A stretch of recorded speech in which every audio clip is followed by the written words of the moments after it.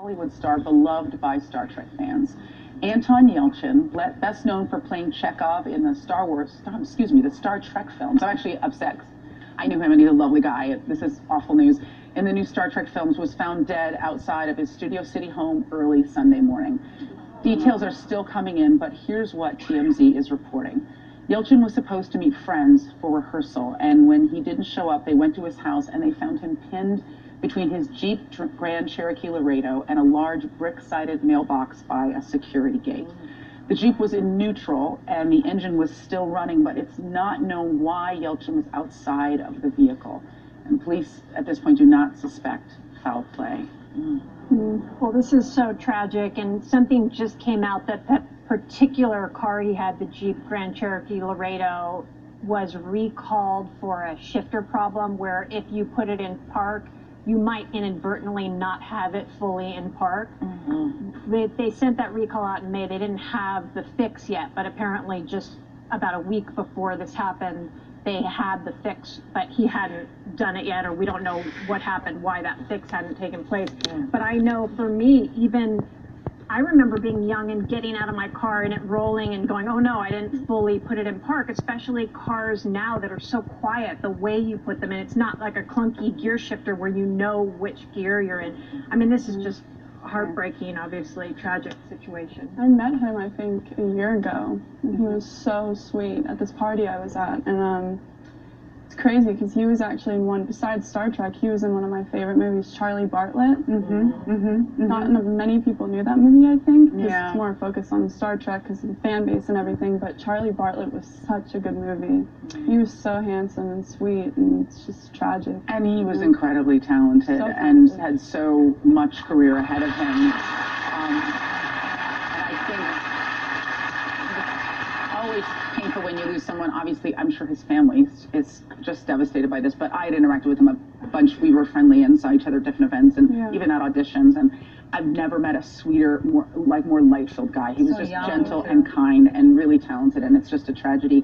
Anton Yelchin was just 27 years old, and his death comes 1 month before his new film, Star Trek Beyond, is set to be released. His friends and family are in our thoughts and prayers.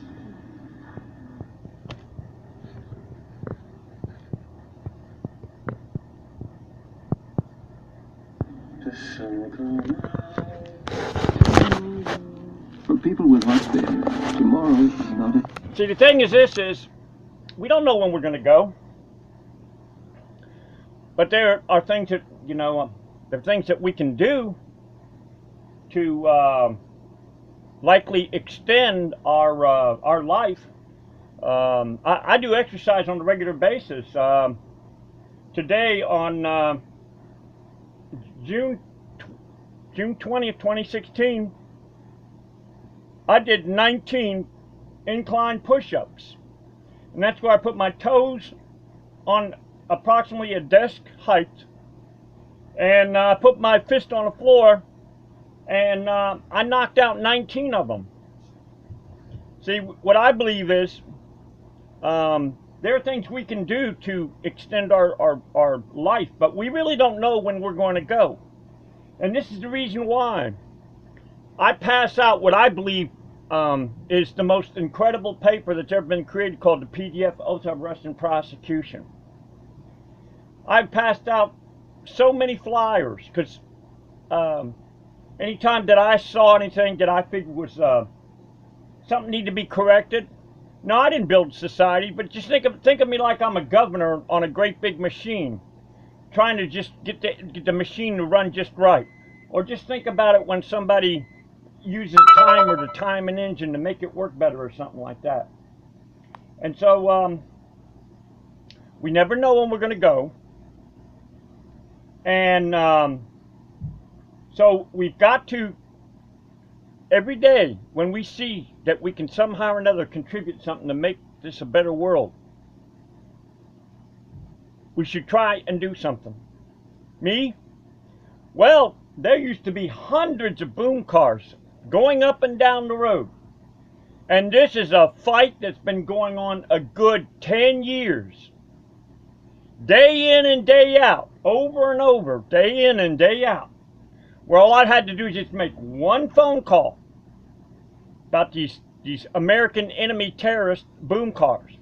Oh yeah, and I recently had a Lieutenant Black say, it's not, you know, there's a law that says we can't do anything about it. I told him, I said, that's a lie right there. I should have said to him, if I was thinking faster, I said, okay, name me that law.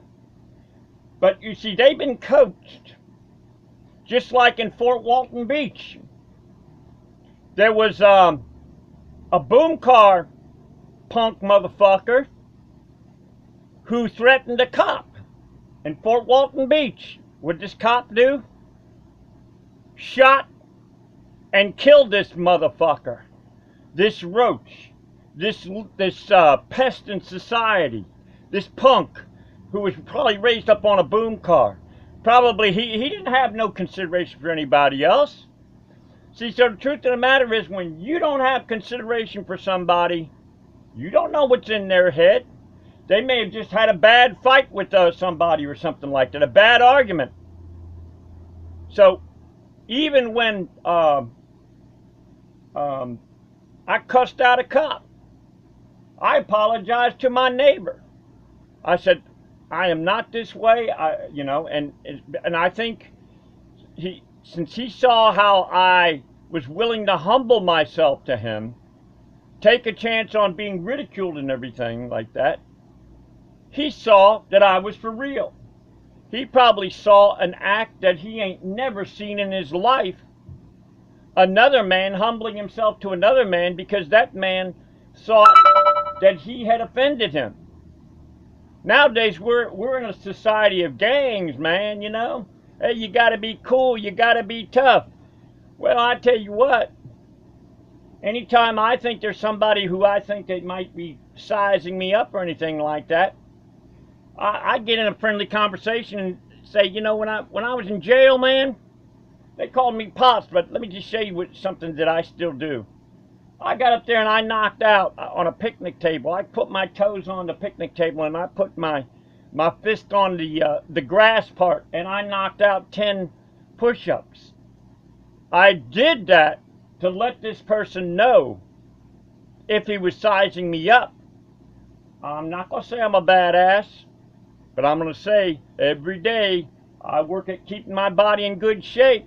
So what that does is that gives the person who is thinking, oh, well, he's going to be an easy mark, man. Hey, he's ready for a walker, man. He'll fall over. When he sees this shit, he goes, I think I'll find somebody else. Not to say that he's going to or anything like that. I don't ever start any trouble. I try to be a peacemaker. But at the same time, I try to be a powerful peacemaker. So anyway, we really never know when we're going to go. And maybe it's human nature to think it's going to happen to somebody else. Oh, the tornado hit somebody else's house. Oh, the fire burns this other person's house. It doesn't burn mine. Well, what I do is, and I'm far from perfect, but what I do is I continually pray to my Maker, thank my Maker. I try not to ask my Maker for nothing. Oh God, can you get me a car? Oh God, can you get me this and that? No. I make it a point to thank my Maker for the needs that my Maker, not my wants, but my needs have been taken care of for many, many, many years.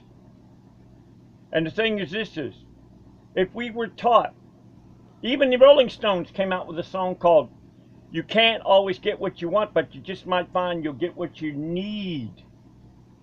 Because need is not something where greed is involved. So, it's human nature. It's going to happen to somebody else. But the thing is this is, we have always got to be ready. There are people going, oh, that's the end times. It's the end times. I'm sure that this actor has heard, oh, it's the end times, man. Get ready for the end times. We don't know. It may come up quicker than what we think. And then again, we might live a long life? I don't know. All I know to do is just to keep on keeping on. Keep on passing out my flyer that could stop people from being wrongfully jailed or anything like that. Because to me, there is nothing more sacred than your freedom. When you no longer have your freedom, there's and another thing is, when you are severely tested, that's when you're to pray the most. When you're tempted the most, that's when you're to pray the most to your Maker and ask your Maker. Don't try to do it on your own. No, sirree. Do it on your own, you're going to fail every time. So, temptation. I've been tempted so many times to do something about these fucking boom cars. And the cops would laugh at me, laugh at my misery. Hey, I think it was June 15th, 2016.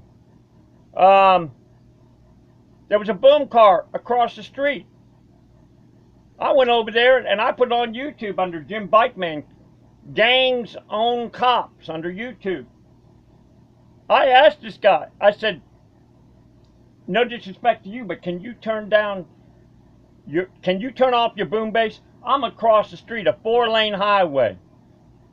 No, they defended the noisemaker. Because, and not only that, I've seen gang signs on the dumpster of this fucking place. So for all I know, and not only that, the guy had a gang symbol on his vehicle. Not only that, the guy threw me gang hand signs. And I tried to tell the cops about it, and in one ear out the other, man. But them cops know I'm documenting that fucking shit. So anyway, I just hope and pray, while I still got breath in me, while I still got a heartbeat in me, I hope and pray that I will make things better for people in Panama City, Florida. Nowadays, I don't hear them boom cars that you could hear a mile away going down the road. I don't know what happened. I've called the Florida Governor's Office. I've called Warren Davis, Florida Governor's Office. I've called Florida Department of Law Enforcement, Whitney Williams, who's supposed to be in executive investigations. I've called Florida Highway Safety, Linda Knight. I've called Lieutenant Brown, Florida Highway Patrol. So I've done my, I've done as best as I can, So this is Jimbikeman signing off.